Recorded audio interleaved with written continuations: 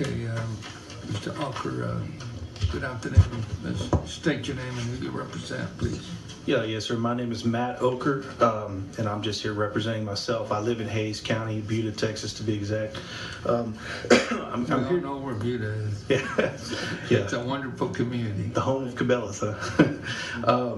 One of the things that the reason I decided to come up here today and take an entire day to sit here and listen to everything and come testify is that I recently became aware, I'm fairly new to Hays County, but I recently became aware after a meeting with two of my county commissioners last week that there was a bond in 2008 prior to my moving to Hays County.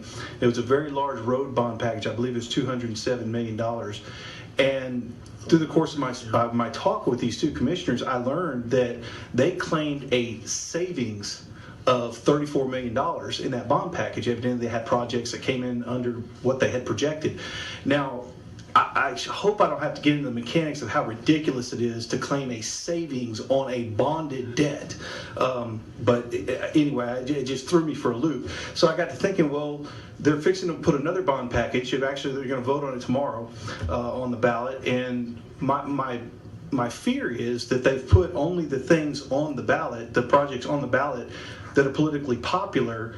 Meanwhile, there are a couple of projects that are politically unpopular, and they're telling everybody out there this is not part of the bond package.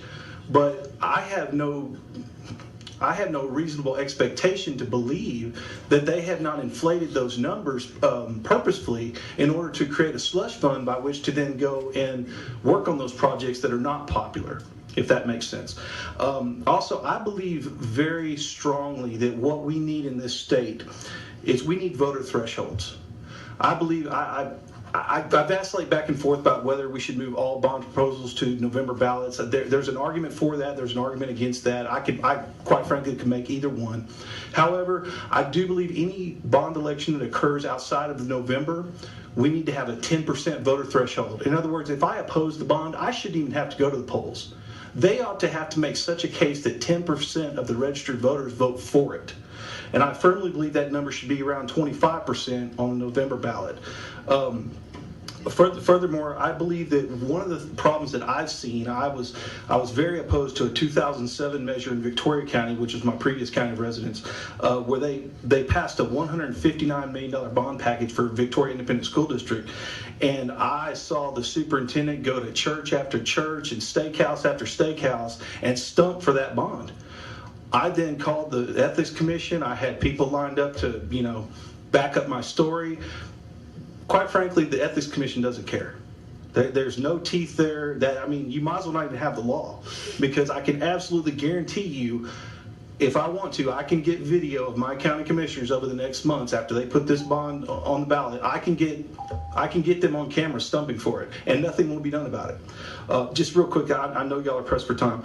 One of the things I think we could do to stop some of these bonds and informing people more is I have proposed that every either 5 or 10 years, every political subdivision, because most of these bonds are for buildings, that they be required to submit to the comptroller a list of acreage and square footage to show us the footprint that they are creating for themselves inside of these taxing jurisdictions. And then the citizens can then go and they can track that with population increases. I just think that's a way for people to get a better perspective of what's going on. Thank you very much for your time. You're very welcome. Thank you very much for your testimony. Sam Brannon, San Marcos, which is also Hays County. I'm going to run down a couple of numbers for you just to let you know where Matt and I are coming from. Hays County has $364 million in debt. 313 of it is tax debt. 167 of it roughly is passed through tolls, which are state roads that county taxpayers are having to pay. In the last 12 years, the population of Hays County has risen 54%. In the last 12 years, the debt load in Hays County has risen 700+%. It's out of control. We've been fighting this day in, day out.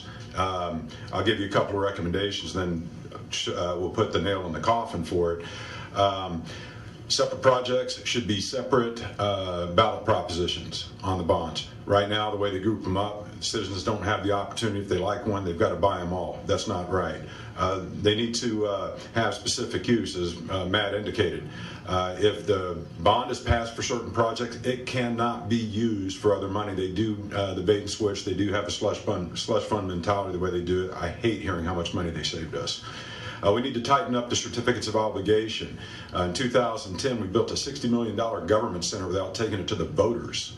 And right now, in August of 2014, the same bonds that they're trying to pitch us today on the ballot, they tried to push through Commissioner's Court, and they would have done it if we had not taken people down there and made it stop. So we need to tighten up the use of the certificates of obligations. It's got to go to the voters. Tighten up the ethics, as he said. We had, during that 2014, we had a commissioner say, oh, if it has to go to the ballot, then we need to go out and start a PAC and do this. What, start a PAC? You can't do that. We need to tighten up the ethics to where they can't even think about how they promote it. And then the last thing that I would put forward is just what he said. If you only do one thing this session, put in the voter thresholds. And if you do that, that'll make the majority of these problems go away. Make it incumbent upon the people that want to sell this to us that they have people show up in numbers to vote in favor of it. We can't have 4% of the population of a county voting and putting debt on the rest of us. You know, that's the way it works. We got to have the threshold up high enough to where it justifies indebting everybody in the county. Thank you. Thank you. What percentage of the bond debt in Hays County is general obligation bonds? Well, it's 300 versus revenue bonds. Well, okay. We don't have any. Well, I won't say that. We do have a very small amount of revenue bonds from a juvenile detention center that we took on, and we've guaranteed some revenue bonds for the LCRA. It's West Travis PUA. I don't know if that River Authority, right? Yeah, I'm not sure that falls on our books or not. We have 167 million in pass-through. I don't know if that answered all of your question. Yeah. And I just want to have an idea. But the big thing is out of that 313 in tax debt, 60 million of it already is CO, and that's what we need. But what percentage of all of those were just passed by the commissioner's court or city commission? Yeah, that would be that. What percentage? 50%? 60 of about 20-some percent. 20-some percent. Yeah. The rest of it went to the voters. That's correct. Is that true? That's it. Okay, that would be 60 million out of 167 million? I'm sorry, that's 60 million out of 313 million in tax debt. Okay, 300, right, Yeah. okay. That is about 20%, okay. Well, we thank you for your testimony. We certainly will be writing our report. Thank you. Thank y'all very much. Appreciate it. We've got two more folks out there in here.